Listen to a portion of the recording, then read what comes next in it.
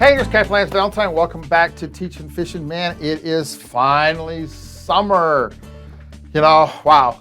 You know, walleye fishing season in general, but walleye fishing specifically, it's amazing how fast it starts. You know, late March this year, April, pre-spawn on the Detroit River.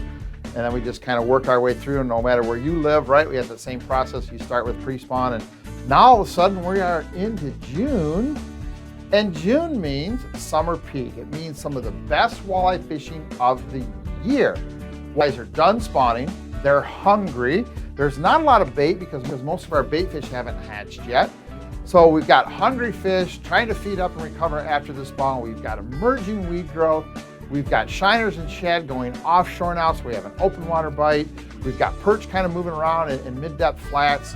We've got, what else we got? We've got small perch in the weeds. We've got crayfish moving around. We've got a little bit of everything. So the fish have a smorgasbord of things to eat, and they're hungry. And even though there's a lot of different options for bait, there still is not a lot of bait. So we got great fishing in June, what we call the summer peak period.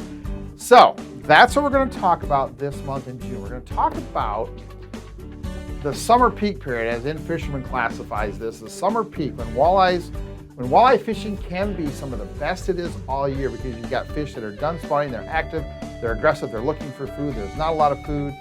But the summer peak also creates some problems because there is not a lot of food concentrated, and there are lots of different food sources.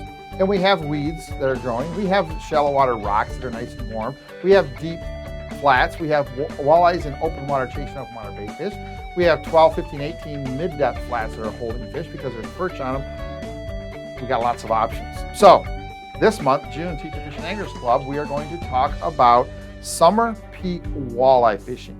We're going to concentrate on basic locations, basic walleye movement as they disperse from the spawning areas out to where they're going to be now until they get into their actual summer, hard summer, warm summer pattern. So we've got this transition.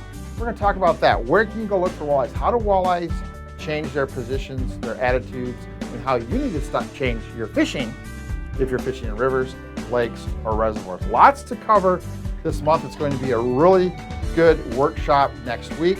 If you want to watch it, if you want to learn how to catch more fish during the summer peak, make sure that you are a member of the Teachin Fishin' Anglers Club. That's the only way you can get to this hardcore content, is to be a member of the Teachin Fishin' Anglers Club. We'll shoot a link up here so you can join us. We'd love to have you. So, June, we're talking summer peak walleye.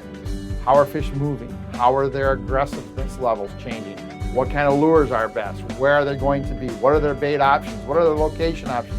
We're going to go through all of that here in June and get you fired up to catch some of the best fishing of the year, believe it or not, is actually in June, the summer peak period. Stay tuned. Teachin Fishin' Anglers Club, we're going to teach you how to do that.